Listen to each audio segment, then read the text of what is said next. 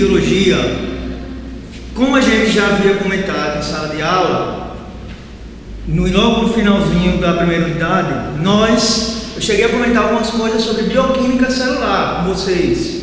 Lembram? Eu falei um pouco sobre o conceito de bioquímica e alguns compostos que fazem parte dessa área da biologia.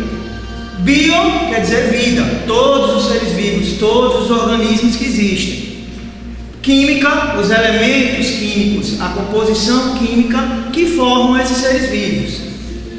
Quando a gente trata de bioquímica, nós temos que considerar que existem dois tipos de substâncias: as substâncias inorgânicas e as substâncias orgânicas.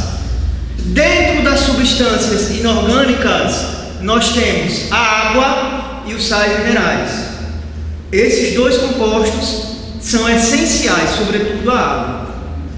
Lembram que eu falei na sala de aula com vocês que a gente pode viver sem se alimentar por alguns dias, mas sem água a gente não vive? Então, a água é uma substância primordial, é essencial para que haja vida. Mas, Adalberto, e aqueles organismos que moram no deserto, na região de Caatinga, como é que ficam nessa situação? Já que lá tem pouca água.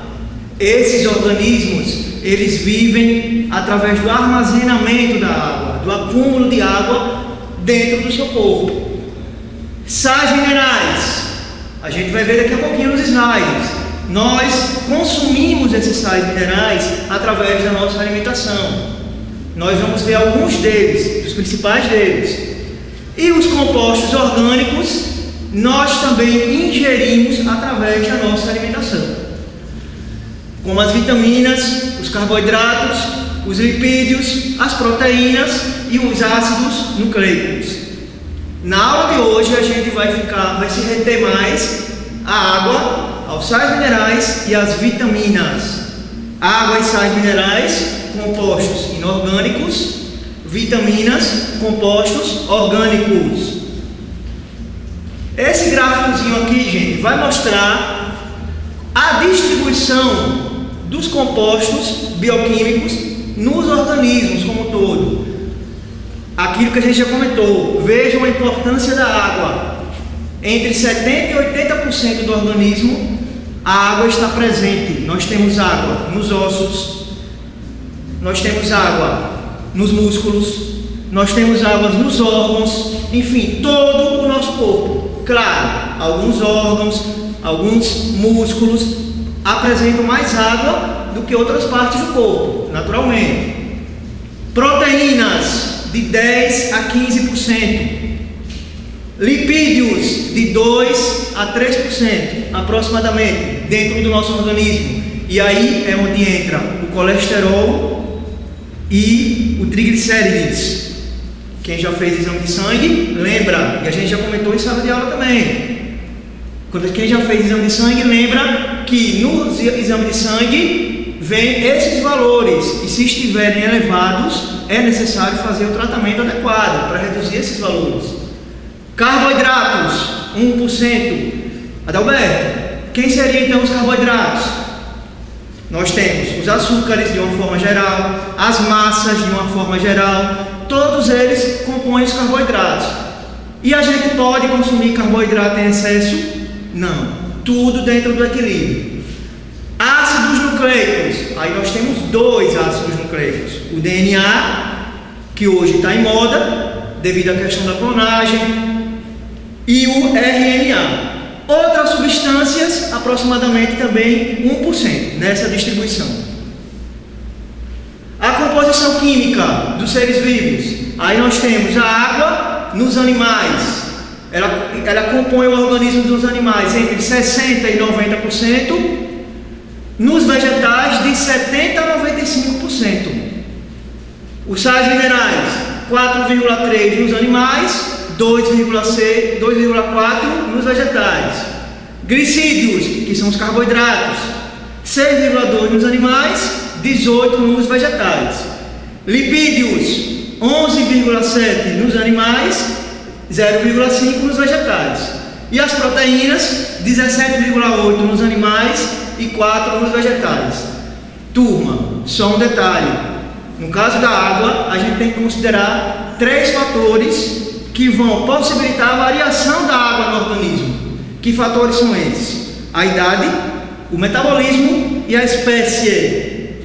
Por exemplo, quem precisa de mais água? A água viva ou o ser humano? A água viva. O corpo da água viva apresenta mais de 90% de água no seu interior. A importância da água: a água é solvente de líquidos corpóreos. Quase todos os líquidos são dissolvidos pela água. Qual é a única exceção? As gorduras, os lipídios, de uma forma geral. Meio de transporte de moléculas: é só lembrar do sangue. As células sanguíneas são transportadas pela água. Regulação térmica: o suor. Quando a gente transpira, quando a gente está com febre, a febre é um mecanismo pelo qual a gente libera a água e vai ajudar na regulação térmica também. E o próprio suor. Ação lubrificante, sobretudo nos ossos. Atuação nas reações de hidrólise, na digestão. E é matéria-prima, é essencial para a fotossíntese, para a produção de fotossíntese. Outras propriedades da água: coesão. A água, as moléculas da água podem se unir, podem se juntar a ponto de formar uma película. Vocês já viram alguma vez no quintal, na lavanderia, um pernilongozinho caminhando sem afundar? Como assim, Adalberto? É ninja o pernilongo? Não. É graças justamente à coesão. A coesão, a adesão das moléculas da água. As moléculas se juntam, formam essa película e possibilitam que esses animais consigam caminhar sobre a água sem afundar. E a capilaridade: o que seria a capilaridade? Coesão mais adesão. As duas propriedades anteriores possibilitam que a água possa ser transportada das raízes, por exemplo, em direção às folhas. Depois a gente vai falar sobre os vasos que existem nas plantas, os vasos condutores. Esses vasos, graças à capilaridade da água, a planta consegue, desde a raiz até as folhas, transportar essa água junto com a seiva bruta e também depois a seiva elaborada. Sais minerais.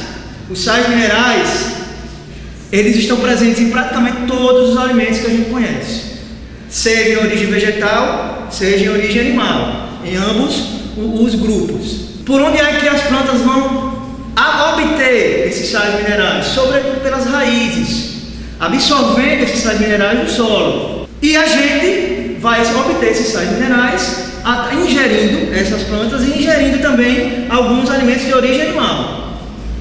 Características dos sais minerais: manutenção da pressão osmótica. Alguns deles, a gente vai estudar a osmose depois, alguns deles possibilitam o controle da pressão osmótica, manutenção do equilíbrio ácido-básico, cofatores enzimáticos, como é o caso do magnésio, formação de ATP, função reguladora e formação dos ossos, e aí é onde entra o cálcio. O cálcio é um sal mineral essencial para os ossos.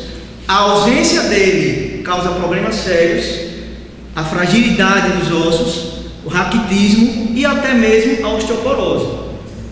Os oligoelementos, ferro, iodo e outros. Quando a gente fala em ferro, a gente lembra de quê? Do sangue.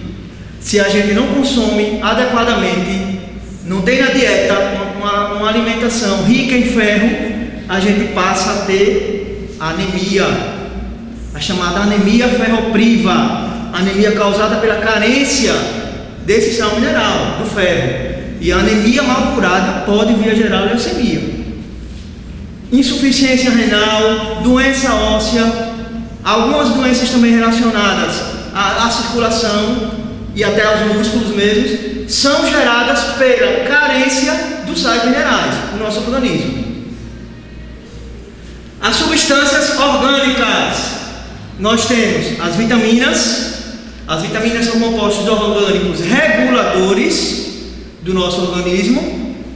Nós temos as vitaminas hidrossolúveis. Adalberto, quer dizer hidrossolúvel, que quer essa vitamina é dissolvida em água, pode ser dissolvida em água. Quem são elas? As vitaminas C do complexo B, B1, B4, B12, daqui a pouquinho a gente vai ver. As vitaminas lipossolúveis, lipo, que a gente falou ainda agora, gordura, lipídios, são aquelas dissolvidas em lipídios. Quem são elas? A A, a D, a E e a K. Outra coisa, gente, a carência de vitaminas também causa doenças. Então a gente tem que ter muito cuidado. Já comentei isso com vocês, mas a gente tem que ter muito cuidado, porque na nossa alimentação a gente tem que balancear tudo. Nosso organismo precisa de todos esses compostos na quantidade correta. A gente não pode exagerar. Ah, Adalberto, eu como hambúrguer no almoço. Não é aconselhável. O hambúrguer por si só ele já não é muito saudável. E se a gente usar a prerrogativa de não ter pressa para comer hambúrguer no almoço todos os dias, de ter pressa e comer o hambúrguer no almoço todos os dias, isso aí vai causar problemas para a saúde. As vitaminas hidrossolúveis, vitamina B1, onde é que a gente encontra essas vitaminas? Nos cereais e nas carnes. A gente vai perceber que boa parte dessas vitaminas vão estar presentes nos mesmos alimentos. Alimentos de origem vegetal, nos ovos, nas carnes. Vitamina B1, cereais, carnes e nos vegetais. A carência vai provocar o beriberi, que são problemas neurológicos. Vitamina B2, a carência vai provocar dermatite, inflamações na pele. Vitamina B3 vai provocar a pellagra. Vitamina B6 vai provocar, sobretudo, metabolismo baixo e problemas nervosos. Vai afetar o nosso sistema nervoso. Vitamina B11, mais uma anemia. Nós temos vários tipos de anemia. Temos a anemia ferropriva, a anemia falciforme, que a gente vai ver um pouquinho mais para frente. Vitamina B12, a anemia perniciosa, mais um tipo de anemia. Vitamina C, essa aí todo mundo conhece. Quando a gente fala de vitamina C, a gente lembra das frutas cítricas. A laranja, o limão, a acerola. A carência da vitamina C vai gerar o escorbuto. Escorbuto é sangramento da gengiva. Logo quando os escravos vieram da África para o Brasil, nesse período, no transporte deles, muitos deles, como não se alimentavam direito, não eram alimentados direito, ficavam com carência de vitamina C. Então foi muito comum sangramento na gengiva dos escravos. E muitos até morriam, porque não só pela vitamina C, a falta de outros compostos químicos também os levaram à morte. Vitamina A, vamos ter a xeroftalmia. O que é isso, Roberto? Que nome esquisito. Xeroftalmia é a famosa cegueira noturna. Gente, a pessoa fica cega à noite. Quase isso. Ela vai ter dificuldade de enxergar em ambientes onde não tenha muita claridade. Vitamina D, a sua carência vai provocar o raquitismo. O raquitismo, que é a fragilidade dos ossos. Se isso não for corrigido, pode mais tarde gerar osteoporose. Vitamina E vai provocar a esterilidade masculina. E aí a gente tem que considerar uma coisa: esterilidade não é necessariamente a mesma coisa que pouca fertilidade. Lembra que a gente comentou isso aqui? Pouca fertilidade, o cidadão produz gametas. A esterilidade, ele não tem gametas. Ele não consegue produzir os gametas. E a vitamina K provoca hemorragias, dificuldade de coagulação sanguínea. Um simples corte pode vir a gerar, inclusive, a morte do indivíduo. Ok?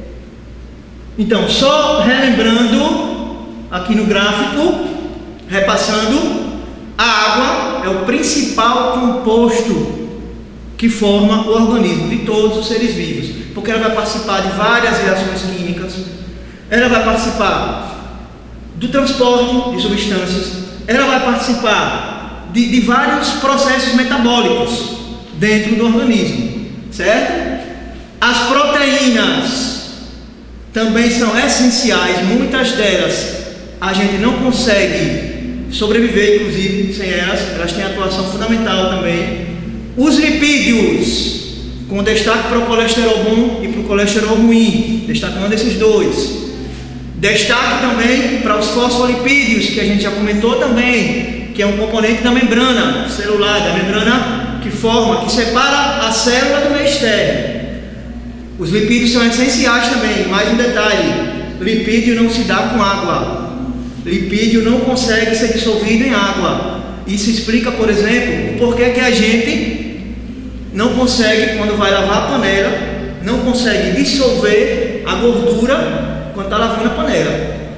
Porque a água e o óleo não conseguem se misturar, são avessos. Os carboidratos, nós temos vários: os açúcares simples, os açúcares complexos.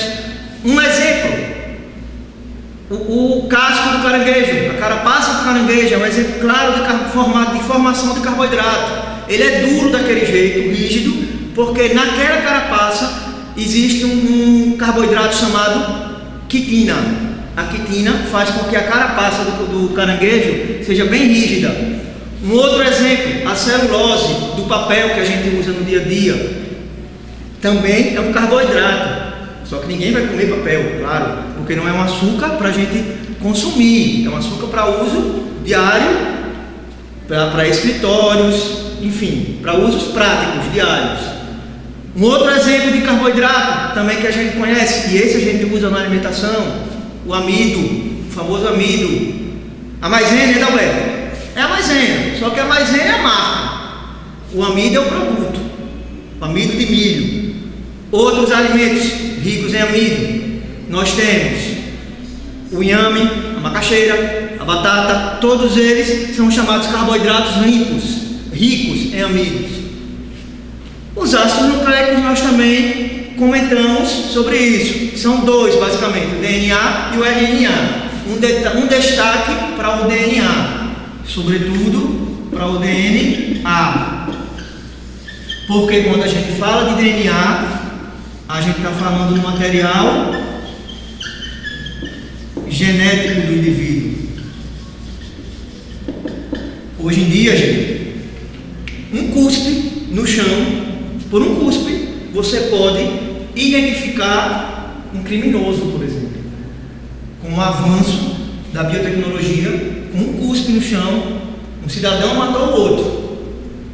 Se naquele momento aquele cidadão cuspir, ele pode ser incriminado.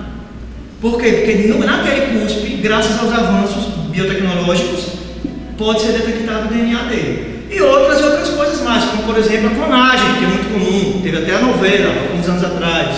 A clonagem, também a base da clonagem é do aproveitamento do DNA do indivíduo que cedeu o material genético. Certo? Então hoje em dia, com os avanços da biotecnologia, a gente pode usar o DNA de várias maneiras. Alguns me perguntam: os dinossauros podem voltar à vida se for utilizado o DNA, o material genético? Não é impossível, mas é bem difícil, porque o material genético não demora tantos anos assim totalmente intacto.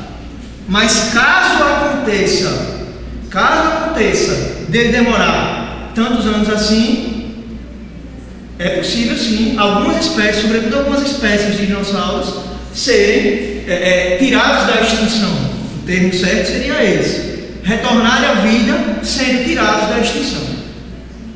Na próxima aula a gente vai continuar entrando já nos carboidratos, que a gente já comentou alguma coisa agora, mas a gente vai ver os grupos de carboidratos que são formados pelos carboidratos, cada um dos grupos, a importância deles para o organismo e onde eles são encontrados e quais os percentuais pelos quais a gente pode utilizá-los sem trazer prejuízo para a nossa saúde. Ok, gente? Um abraço e até lá.